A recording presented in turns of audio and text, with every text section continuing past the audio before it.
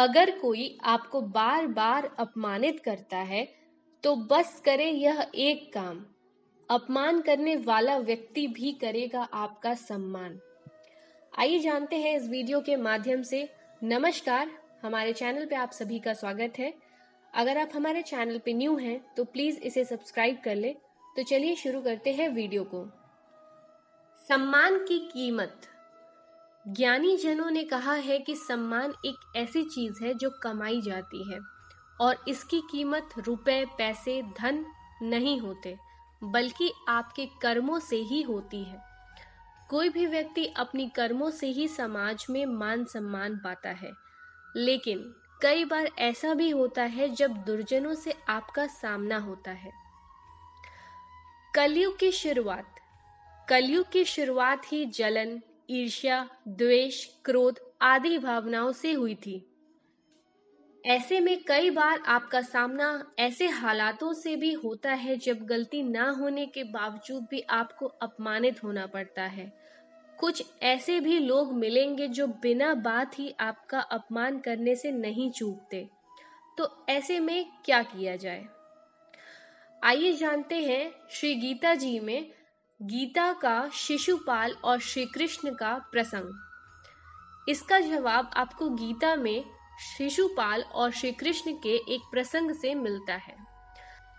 इस प्रसंग के अनुसार अपने कर्मों से ही मनुष्य जाना जाता है, इसीलिए किसी के द्वारा सम्मान या अपमान किया जाना केवल उस क्षण के लिए ही होता है। आगे आपके सामाजिक जीवन में उसका कोई महत्व नहीं रह जाता, लेकिन आपके कर्म ही हमेशा याद किए जाते हैं।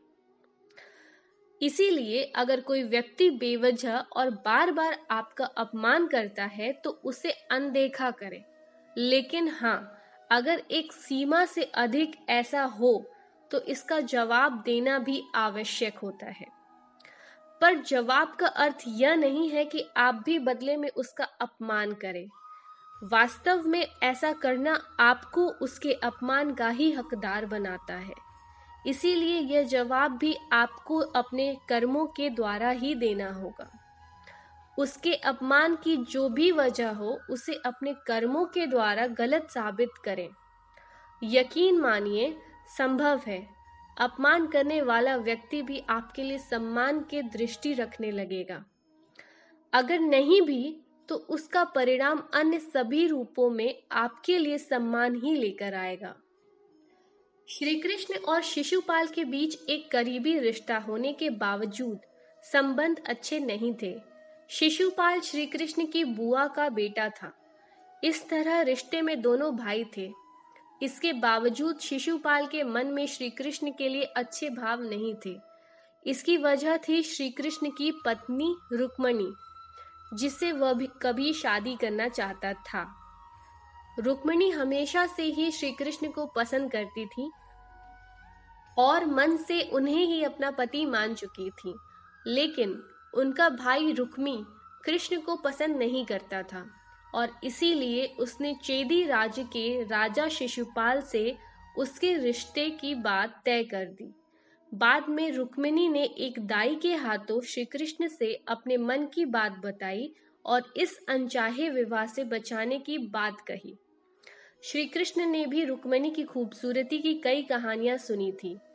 आखिरकार उन्होंने रुक्मी को युद्ध में हराकर रुक्मिणी से शादी की। शिशुपाल ने इसे अपना अपमान समझा, इसीलिए इसके बाद से उसके मन में श्री कृष्ण के प्रति बैर भाव आ गया। एक बार युधिष्ठिर ने राजसूय यज्ञ आयोजित किया और शिशुपाल समेत कई राजाओं को आमंत्रित किया। वहां श्री कृष्ण के प्रति लोगों की भक्ति, श्रद्धा और सम्मान देखकर वह क्रोधित हो उठा और उन्हें अपशब्द कहकर अपमानित करने लगा। इस पर पांडव उसे दंड देने के लिए आतुर हो चुके थे। अर्जुन और भीम उसे मारने को उठे, लेकिन श्री कृष्ण ने मुस्कुराते हुए उन्हें रोक लिया और उसी प्रकार मुस्कुराते हुए निर्विकार भाव से शिशुपाल के अपमान भरे शब्द सुनते रहे। एक प्रसंग के अनुसार श्री कृष्ण ने अपनी बुआ को वचन दिया था कि वे शिशुपाल की 10 गलतियों को क्षमा करेंगे, लेकिन उसके बाद भी उसने कोई गलती की तो उसका दंड अवश्य मिलेगा। श्री कृष्ण ने यहाँ वही किया। शिशुपाल लगातार अपशब्द कहता रहा और श्री कृष्ण उसके शब्द गिनते रहे। जैसे ही वह 99 शब्द पर पहुंचा, उन्होंने उसे चेतावनी दी कि अब उसे रुक जाना चाहिए, अन्यथा अच्छा नहीं होगा। लेकिन वह नहीं रुका। इस प्रकार 100वें शब्द के पूरा होते ही उन्होंने सुदर्शन चक्र से उसका सिर धड़ से अलग कर दिया। इस प्रसंग की सीख यही मानी जाती है कि बेवजह किए अपमान को एक सीमा तक दरकिनार करना चाहिए, लेकिन उसके बाद अपमानित करने वालों को अपनी वास्तविक क्षमता का एहसास अवश्य कराना चाहिए। तो यहाँ पर वीडियो समाप्त होता है।